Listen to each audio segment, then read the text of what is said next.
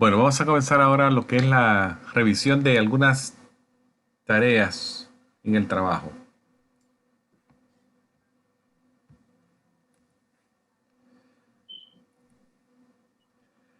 Bueno, médico, el asistente médico clínico, va a participar en algunas tareas en la parte frontal y en la parte clínica, que es la parte de atrás. Entonces, hay algunas tareas, por ejemplo, veámosla. Tenemos, como ya lo dijimos, contestar el teléfono, hacer agenda de citas, preparar algún reporte de cuenta de pagos, los billing, comunicarse con los pacientes para informarles sobre resultados de exámenes, resultados de laboratorio, pruebas diagnósticas. También muchas veces hacer refills a farmacias, vías electrónicas o vía teléfono. Tomar signos vitales es otra tarea que vamos a hablar en detalle en unos minutos. Realizar flebotomía, preparar y realizar la flebotomía. También preparar y realizar un electrocardiograma, que eso lo vamos a ver el jueves, el electrocardiograma.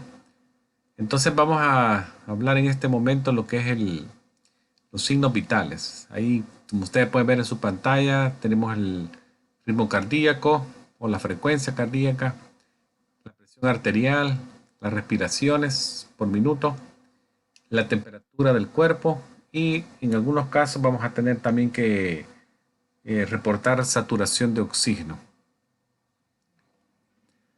Los signos vitales es la medida de algunos parámetros que son importantes porque nos reflejan salud y enfermedad. Entonces, un aspecto muy importante de la visita al doctor, los signos vitales. Entonces, son indicadores de lo que es se conoce como homeostasis o el balance interno de nuestro cuerpo. Representa un estado de salud.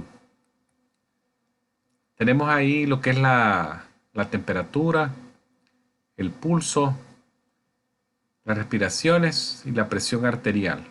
Todo esto lo denominan como signos cardinales. Y aquí se abrevia TPR y la BP, que sería blood pressure. Cuatro signos. También tenemos otras medidas que conocemos como medidas antropométricas. Y esas son el peso y la talla de los pacientes. Lo que es el peso es importante porque nos da una pauta de saber que el paciente, por ejemplo, está ganando peso, podría ser, ya nos da una idea de por dónde va la cosa, de qué puede ir mal, o también está perdiendo porque no está comiendo bien, alguna enfermedad nueva que es desgastante, lo hace perder peso. También nos da información, o sea, peso y talla nos da también información valiosa en la visita de los pacientes. Luego tenemos para niños la medición de la circunferencia de la cabeza y del tórax. También se mide. Acá vemos algunos rangos de signos vitales considerados normales. Y acá a la izquierda tiene el grupo de edad, el grupo etario. En medio tenemos pulso, respiraciones, a mano derecha la presión arterial. Como se puede ver en esta gráfica, vemos que recién nacidos, por ejemplo, en lo que respecta a pulso y respiraciones, son más rápidas en comparación que en el adulto. Por ejemplo, un recién nacido puede tener un pulso de hasta de 120 y es normal para el niño, pero eso mismo lo ponemos en un adulto, es una taquicardia, ya no es normal. Entonces la respiración igual, respiran bien rápido, pulsos rápidos, pero como vemos acá, a medida ellos van como entrando a más edad, los valores ya van tomando números que se parecen mucho al adulto. Ya llegan al adulto de 60 a 100 como pulso normal, entre 60 y 100. Las respiraciones entre 12 y 20. Ya a partir de la adolescencia empieza ya los valores a irse acercando a ese nivel, como parecidos al adulto. En la presión arterial es lo inverso. La presión arterial, si ustedes ven en los pequeñitos, son bajitas y a medida que ellos también van ganando edad, ya también los valores se van acercando a los que conocemos valores normales en el adulto, que podría ser por de 120 a 80 o menos de 120 y menos de 80. Esos son parámetros considerados de rangos normales. En el adulto, valores ya conocidos y en el niño, valores bien bajitos. Veamos bueno, antes de empezar con la temperatura, hay que decir que en cuanto a los valores de los signos vitales, mover, torcer, uno, la exactitud en la toma es vital. Esto es bien esencial, ya que cualquier variación puede indicar la presencia o desaparición de una enfermedad. Ahí que el tratamiento va a afectarse si no tomamos bien esto. O sea, cualquier valor que demos de pulso erróneo, de respiración, de presión arterial, nos puede cambiar, si no es exacto, el manejo del paciente. Entonces hay que tener mucho cuidado ahí. Otra cosa que hay que recordar es que los signos vitales muchas veces son influenciados por factores tales como físicos y emocionales. Un paciente que recién llegó a la clínica y le toman los signos vitales porque ha caminado, se ha ido caminando pues de la casa, digamos, va a llegar cansadísimo, la frecuencia súper alta, la presión alta, o sea, siempre hay que tener en cuenta que la parte física y emocional afecta. Hay que dejarlo que descanse. Si está esperando en la sala de espera y aún cuando pase la sala de espera, no tomarle los signos vitales inmediatamente, sino que darle un par de minutos, que se relaje. Otra cosa es la parte emocional. Los pacientes se ponen bien aprensivos, bien ansiosos cuando hacen una visita a la clínica. Muchos de ellos, no todos. Esto puede alterar también los signos vitales. Entonces el asistente médico debe de ayudar al paciente a relajarse antes de tomar cualquiera de estas medidas. Ahora, veamos lo que es la temperatura como primero de ellos. La temperatura es la medida de la temperatura corporal, la cual viene de dos cosas bien sencillas. El balance entre la pérdida y la producción de calor por el cuerpo. Esto se mide en grados y muchas veces se cree pues que el aumento de la temperatura es como un mecanismo de defensa del cuerpo cuando se siente invadido por algún microorganismo. Entonces, para inhibir el crecimiento de algunas bacterias o virus, el cuerpo reacciona como incrementando la temperatura corporal. Entonces, la fiebre se conoce con el término médico de pirexia. Esto se define como una elevación de la temperatura del rango normal. Pirexia. Si la temperatura es muy alta, entonces ya es hiperpirexia o una fiebre de grado alto. Ya es una elevación más extrema de la temperatura. No solamente se elevó, sino que se elevó a nivel bien extremo. Muchas veces puede rondar 104, 105 Fahrenheit o arriba de 40 o 41 centígrados. Ya es bastante. Ya ahí sería una hiperpirexia. Si es una elevación leve, pirexia. Acá hay algunos valores de temperaturas que se consideran febriles. Por ejemplo, la temperatura rectal o timpánica por arriba de 100.5 Fahrenheit o 38 centígrados ya se considera febril. La temperatura oral arriba de 37.5 centígrados, 99.5 Fahrenheit también se considera febril. La axilar de 98.6 o 37 centígrados ya se considera febril. Entonces son algunos valores que también hay que recordarlos.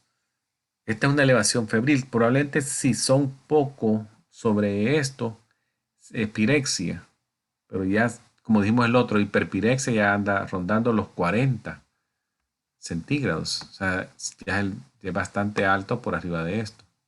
Así como está acá, pues una pirexia.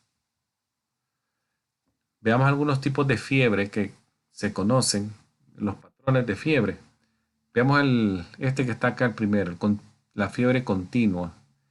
Esta tiene como característica que sube y baja en un periodo, digamos, de 24 horas, pero siempre permanece por el nivel del rango normal del paciente. Si ustedes ven acá, nunca regresa a esta línea, siempre se mantiene acá.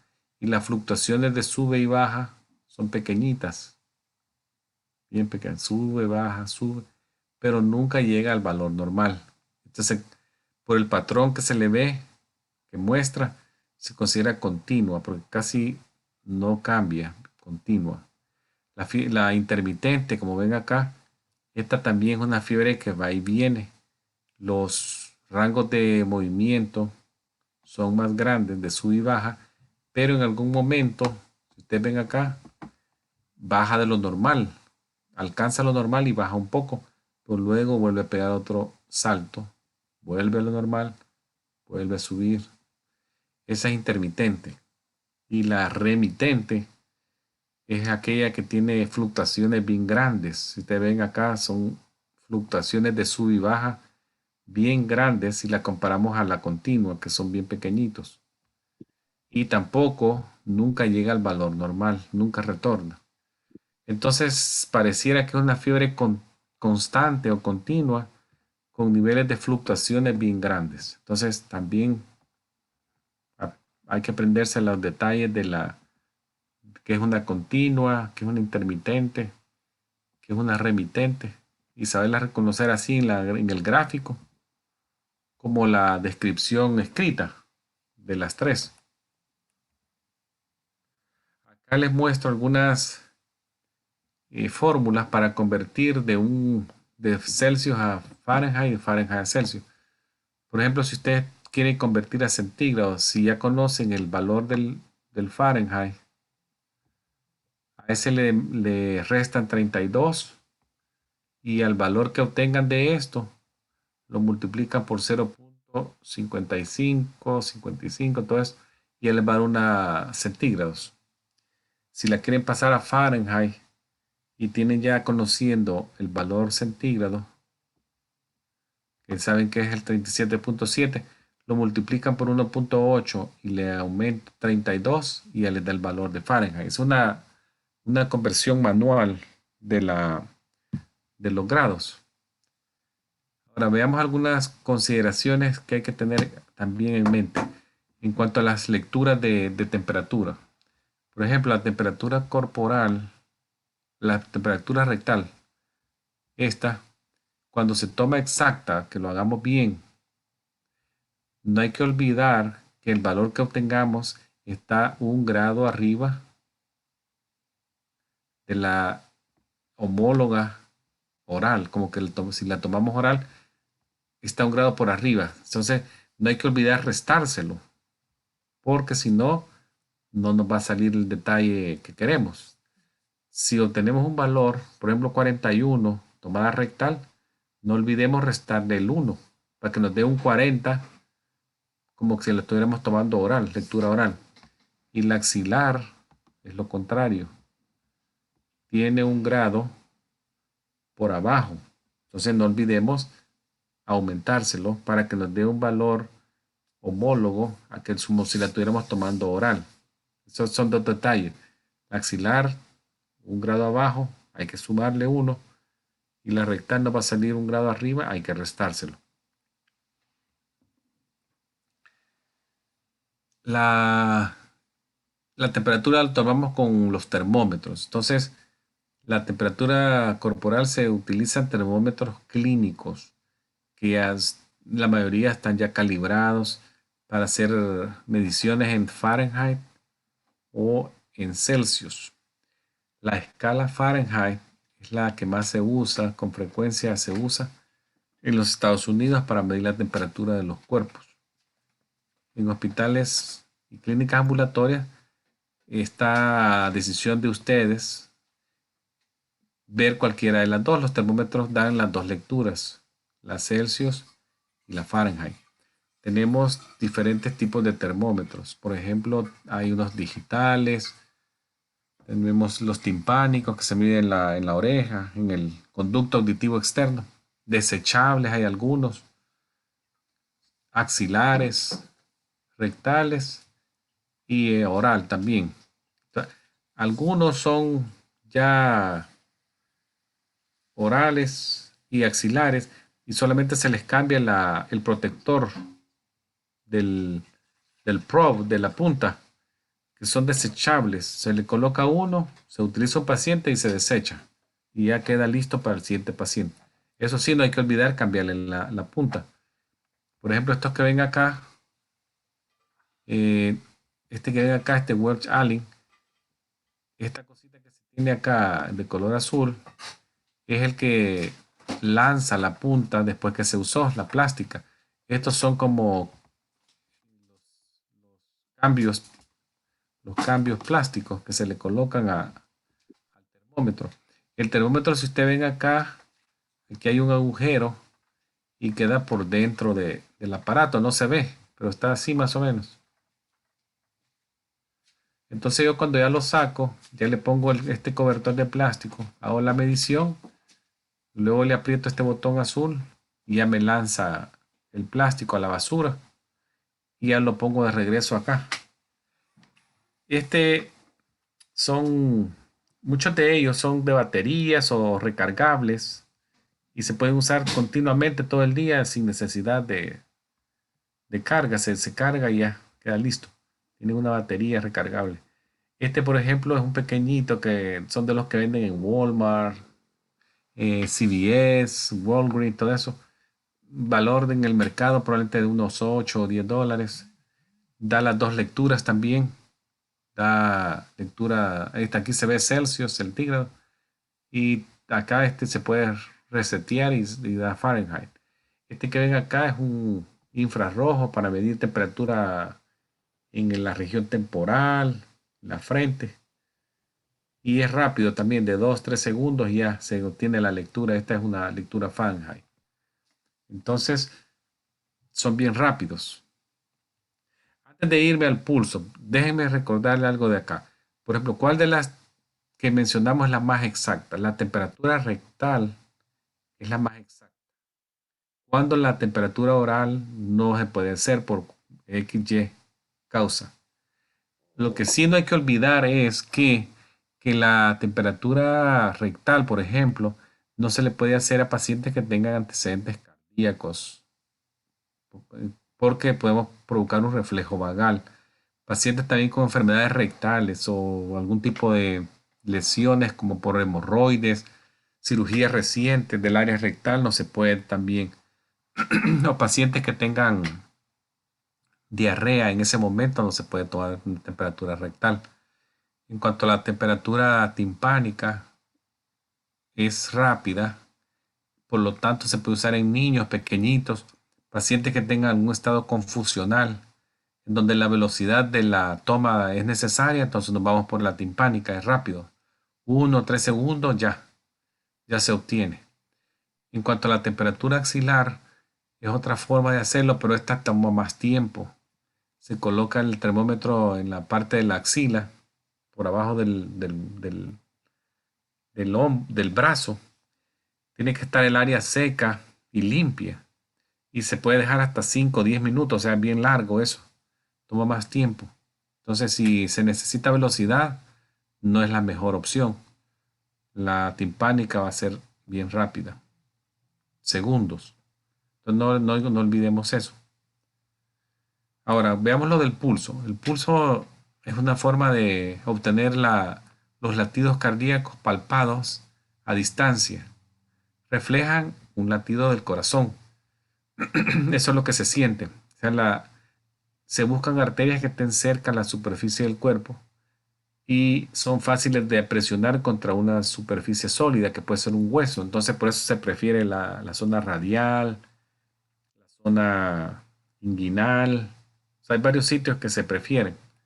para hacer el pulso. Entonces el paciente hay que recordar que tiene que estar en una posición confortable, cómodo, con la arteria de ser posible al mismo nivel o un poquito por abajo del corazón, el miembro relajado y apoyado en algo. Los sitios más comunes que se utilizan son la zona temporal, la carótida, en la punta del corazón, la zona del brazo, braquial, la radial, la muñeca, femoral, en la rodilla talapopitlea y en el pie el dorsalis pedis.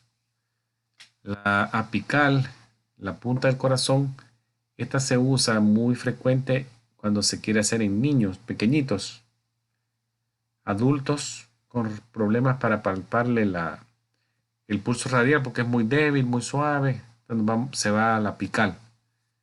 O pacientes que tienen algún tipo de anomalía de ritmo, bradicardia, taquicardia o déficit del pulso.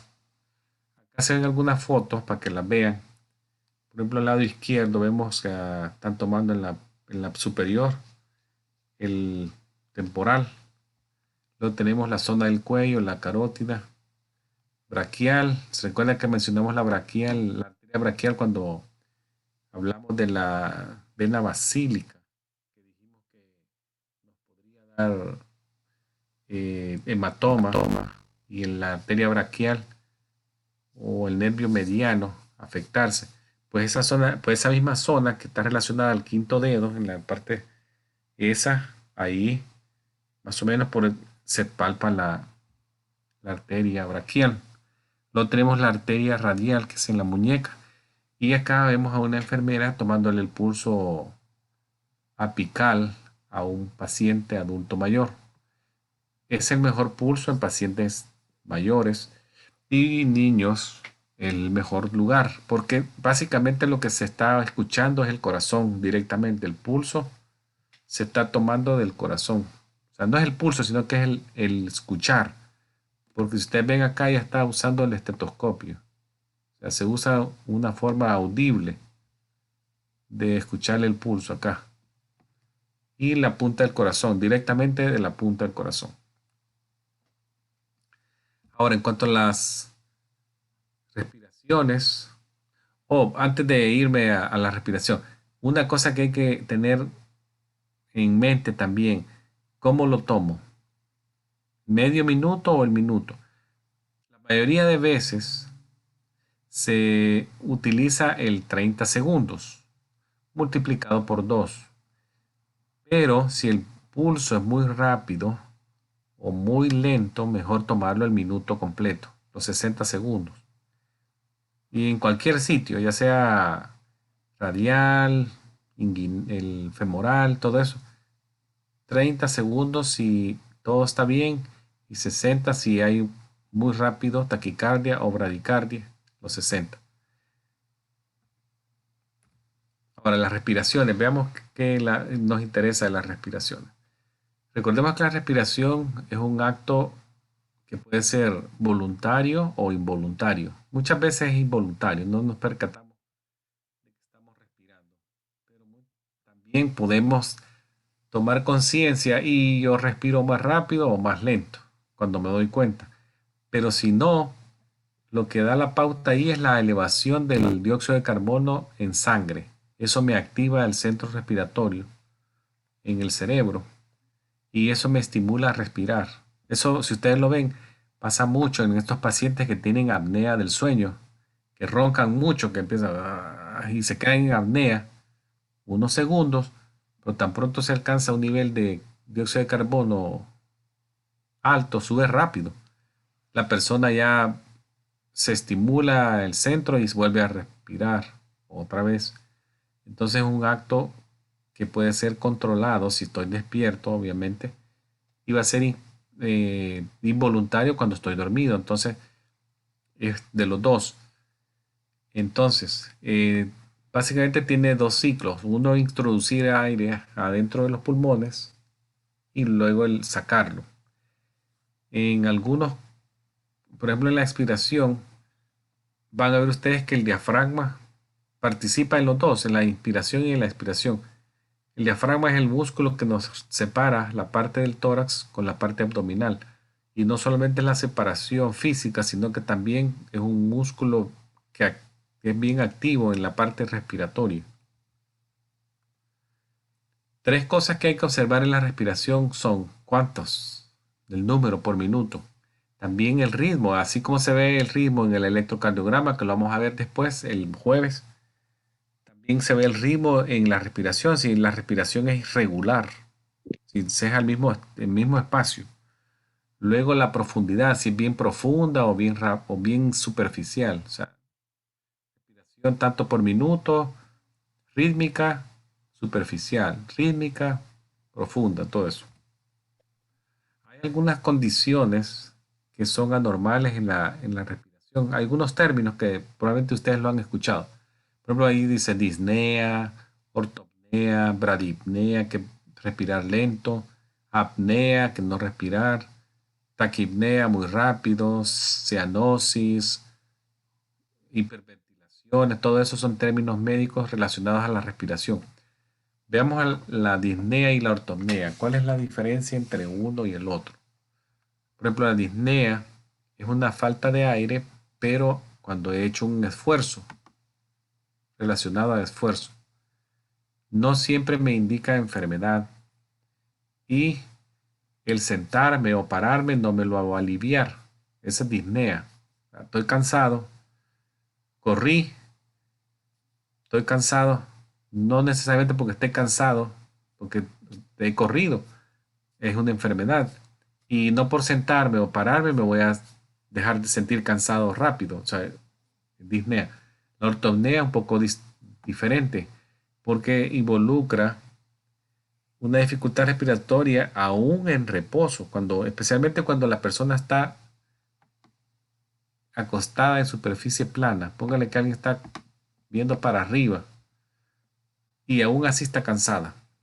En esos casos probablemente sí indique algún tipo de patología, una enfermedad.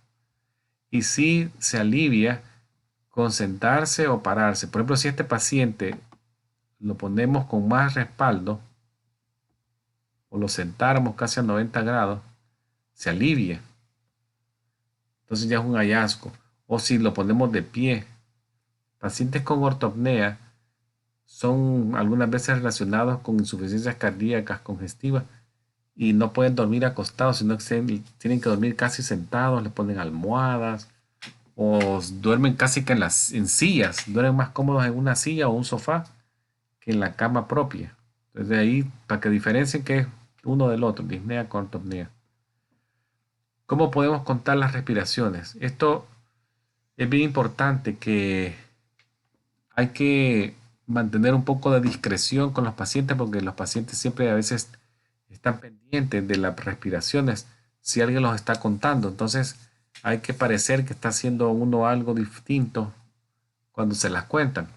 Por ejemplo, acá, miren este paciente, no me dejarán mentir si no la está viendo a ella. Miren. Entonces, pero ella muy hábil le está tomando el pulso, pero realmente lo que está viendo es el movimiento torácico. O sea, mientras ella tiene los ojos en el reloj, también está viendo el movimiento del tórax. Eso ya le da una pauta para llevarle la respiración. Recuerden que la respiración es el ciclo, adentro y afuera, 1, adentro, afuera, 2. Así se cuenta. Se puede hacer lo mismo también, contar en 30 segundos y multiplico por 2 o hacer el minuto completo de las respiraciones. Ahora, de la presión arterial, esto también refleja la fuerza de contracción del corazón con la que se eyecta la sangre. Entonces, esto refleja la presión de la sangre contra la pared de la arteria. Se mide en milímetros de mercurio, que se escribe así, mm, y mercurio es el Hg. Entonces nos da una fracción, el resultado es una fracción. Pongamos, por ejemplo, 120, 80. O sea, me da dos números la fracción ahí. Entonces, esa fracción, el primer valor, es lo que se conoce como la medida sistólica. Entonces la presión de la sangre que viene de la aorta contra la arteria, contra la pared de la arteria, cuando el corazón recién terminó de contraerse, la fuerza de contracción, el volumen latido, esa fuerza sistólica. Y en la fracción de abajo, la diastólica, es la presión en la pared de la arteria al final, cuando el corazón ya se está relajando y llenando de sangre. Entonces esos dos valores son el valor alto, el sistólico, y el valor bajo, el diastólico, durante un ciclo. También aquí es un ciclo. Acá les pongo algunos valores que son considerados normales. Por ejemplo, el valor sistólico 19, 119 o menos, el sistólico, y 79 o menos el diastólico, es normal. Ahora ya también se habla de una prehipertensión que va de 120 a 139 y de 80 a 89. Si está ahí el valor, ya se considera una prehipertensión. Acá también hay que recordar que un solo valor no hace diagnóstico, sino que hay que tomarlo en varias ocasiones. Si en varias ocasiones yo tengo valores de prehipertensión, entonces ya puedo pensar que una prehipertensión. Y valores repetitivos de arriba de 140 la sistólica y 90 la diastólica, ya de pensar de una presión arterial alta. Los sonidos de Korokov. ¿Qué son los sonidos de Korokov cuando se escuchan? Este sonido de Korokov no es más que las vibraciones en la pared de la arteria. Entonces, en acá veamos un ejemplo. Por ejemplo, cuando la persona se le coloca el manguito hacia abajo del brazo, alrededor del brazo, se empieza a llenar de aire, la arteria se colapsa, se aplasta, ¿sí? Entonces en ese momento es que está aplastada, hay silencio. A medida se empieza a escapar aire, se deja soltar aire del manguito, ya esta arteria va perdiendo presión y ya deja pasar un poquito de sangre, poquito, suficiente como para hacer el primer sonido en la pared del vaso. Y ese primer sonido es el primer valor, donde usted lo escuche. Ahí, digamos que fue el 120. A medida el vaso se va abriendo, se sigue oyendo el sonido, se sigue oyendo el sonido, hasta que ya el flujo es tan grande en el vaso que ya no produce vibración y ya se hace a través de silencio. Ese momento es el segundo número. Ahí me sale el 120 sobre 80, donde había silencio y empezó a oírse, ese es el primer valor, y oyéndose el sonido y desaparece, ahí es el segundo valor. Entonces se conocen como los sonidos de Korokov. Sonidos de Korokov. Ahora, hipotensión, ¿qué es? Son valores por abajo de lo normal. Así como hay hipertensión, también hay hipotensión. Y hipotensión está relacionada a muchas cosas. Pueden ser emocionales, hemorragias, trastorno del sistema nervioso central. Entonces, valores por abajo de 90, 60 es considerado valor de hipotensión. La hipertensión también es de ponerle atención, porque la hipertensión dijimos que era el valor alto, arriba de 140 o 90, ya que más de 50 millones de gente en Estados Unidos tiene hipertensión que está requiriendo tratamiento médico. Entonces, los números aumentan con la edad, más casos con la edad, y son más frecuentes en African Americans, en afroamericanos, se ve más hipertensión. Acá están algunos instrumentos que se utilizan para tomar la presión. Ustedes los han conocido, probablemente los han usado muchos de ellos. Este que es móvil, que tiene llantitas, pueden dar de clínica en clínica, consultorio en consultorio. Si ustedes ven acá hay un estetoscopio porque se va a hacer de forma manual. Y luego tenemos este que es el más conocido, que lo andan en las carteras, en móvil también. Es fácil de usar, pero hay que usar también estetoscopio. Este está de pared. También hay que usar estetoscopio. O sea, si ustedes ven, casi en todos se necesita estetoscopio. Pero hay algunos que no. Por ejemplo, este dice de dedo. Hay uno que es de brazo. Este es electrónico. Él solito le toma uno, solo lo enciende y él se insufla solo y se desinfla solo. Toma pulso y toma la frecuencia, la presión arterial.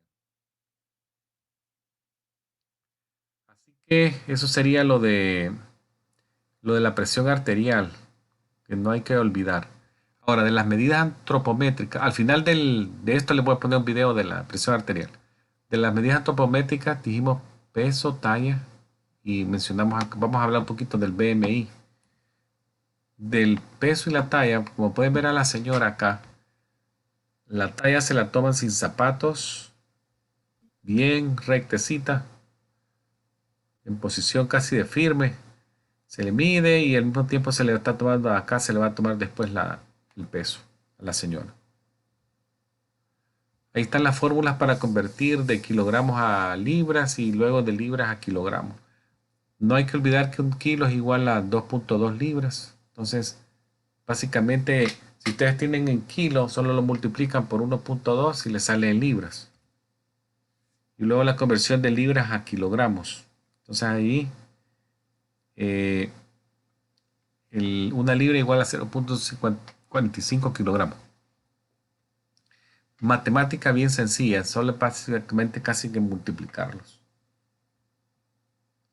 Ahora, este valor también se está hablando mucho actualmente, el BMI. ¿Qué es eso? El índice de masa corporal.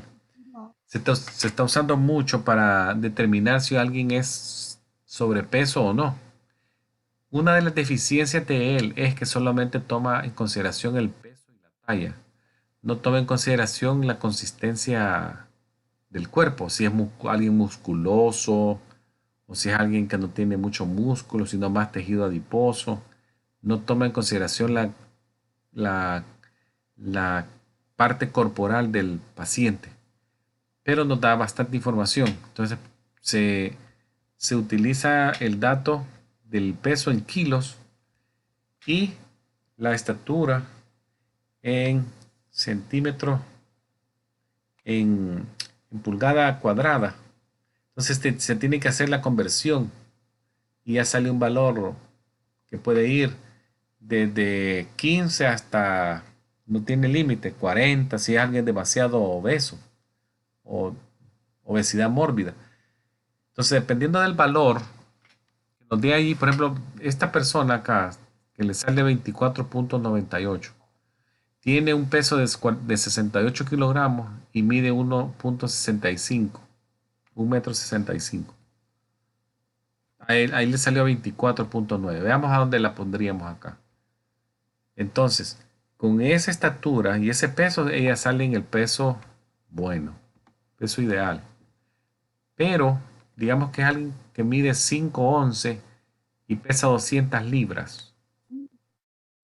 Ya andaría por 28 de BMI. Ese ya es sobrepeso. Ya andaría aquí.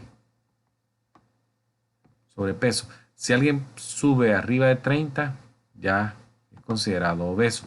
Hay unas tablas, yo lastimosamente no la puse y yo tengo una, se la voy a poner después, donde se puede ver dónde cae la persona. Dependiendo de dónde caiga, ahí uno dice, oh, sobrepeso, obesidad mórbida, obeso.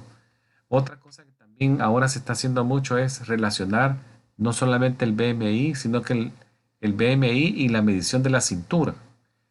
Individuos que caen en un rango de 25 a 34, digamos que están sobrepeso, pero tienen una medida de cintura por arriba de 40 en los hombres, de 40 pulgadas, y 35 en las mujeres, ya se consideran en el grupo de problemas de salud relacionados a obesidad. Miren este señor acá, 56 de cintura.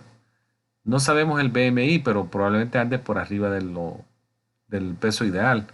Entonces aquí hay algunas enfermedades que se relacionan a problemas relacionados a obesidad. Tienen cáncer de riesgos de cáncer, trastornos del corazón, desórdenes reproductivos, trastornos del hígado, hipertensión, diabetes tipo 2, todo esto, porque el BMI da sobrepeso y el diámetro de la cintura está también alto. Entonces eso ya es un signo de alarma y hay que poner mucha atención y hay que hacer educación a los pacientes. Hay que darles educación respecto a los signos vitales que son importantes, monitorearlos muchas veces y también en el peso, que no se vayan a disparar mucho con el peso.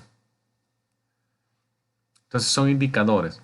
Otro indicador es obesidades mórbidas, pacientes con BMI arriba de 40, que es bastante. El riesgo de muerte puede aumentar del 50 a 150%, o sea, es bastante. Entonces también hay que hacer educación en salud. Mediciones en los niños. Los niños, bueno, como ustedes pueden ver ahí en esa fotografía, se colocan en una.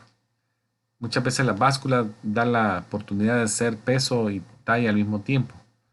Entonces hay que ponerlo que esté bien asentado acá al pie. Se estira bien al niño, bien rectecito. Se le mantiene recto. Y ya se hace la medición desde la cabeza hasta el talón. Ahí se saca la talla del niño y al tiempo ahí está la balanza. También ahora se está midiendo y se ha hecho por toda la vida, que yo recuerde, la circunferencia de la cabeza, bien importante.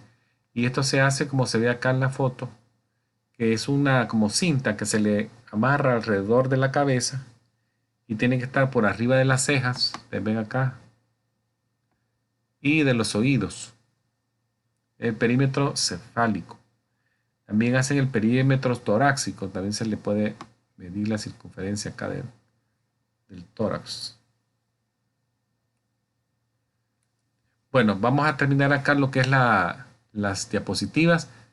Me voy a salir de acá y voy a ponerles el video de la toma de signos vitales. Voy a irme a la otra, al video para verlo. Ok, profesor. Muy bien. Ahorita se los voy a poner. Sí.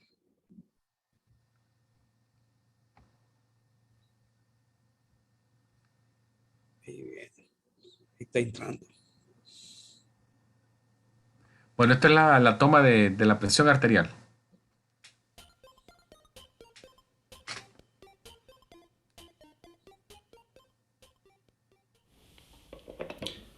Hi, my name's Simon. I'm one of the final year medical students. Can I just check your name and age, please? Yeah, my name's Andrew and I'm 25. Nice to meet you, Andrew. Today I'd like to take your blood pressure, so that will entail me taking this cuff, inflating it around your arm, feeling and listening to your pulse. Does that sound okay? Yeah, that's fine. It might be a little bit uncomfortable, but it shouldn't hurt. That's all right. Are you okay for me to go ahead? Yeah. Lovely. If you just pop your arm on the table, that's lovely.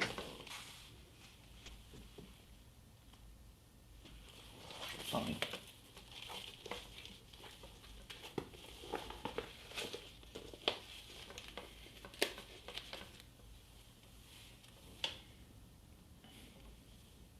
And I'm just going to feel your pulse now.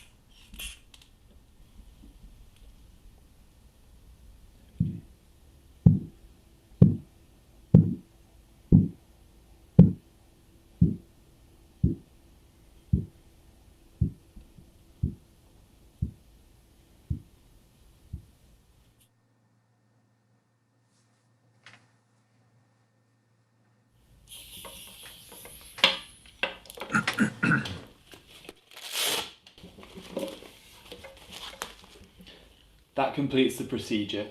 Thank you very much, Andrew. Thank you. Bueno, vimos que al principio el que estaba tomando la presión arterial palpó el pulso radial. ¿Por qué se hace eso? Muchas veces, muchas personas no lo hacen, pero lo que está tratando él de encontrar es la presión sistólica palpada, porque eso le va a dar la pauta hasta dónde tiene que insuflar el manguito cuando ya esté listo para tomar la presión arterial con el estetoscopio. Y creo que él la encontró ahí por 100, más o menos como por 120, por ahí. Entonces él no se tiene que ir tan arriba cuando ya tome la presión, no tiene que irse insuflar hasta 200, porque la presión no está tan alta, está más o menos a 120, entonces puede pasarse unos 25 arriba, llegar hasta 145, 150, y ya hasta ahí para, y ya empieza a venir en descenso, y ahí ustedes empezaron a escuchar los sonidos de Korokov. Cuando se escuchó el primer sonido, él marca ahí 120, 121, y luego se dejó de escuchar nuevamente en 65. Entonces ya tiene la fracción 121, 65 ya ocultado. Y la arteria que se oculta es la arteria braquial. Ustedes ven, le preguntó al principio su nombre completo, la fecha de nacimiento, y le obtuvo el consentimiento preguntándole si no tenía ninguna inconveniente en que le tomara la presión, que podría ser un poco molesto, pero y el paciente le dijo que sí, que estaba bien, que no podía, que no tuviera ninguna preocupación, que siguiera con la toma de la presión. O sea, eso hay que hacerlo también. Bueno, entonces acá llegaríamos esta noche, doctor. Ok, como no, muchas gracias al profesor.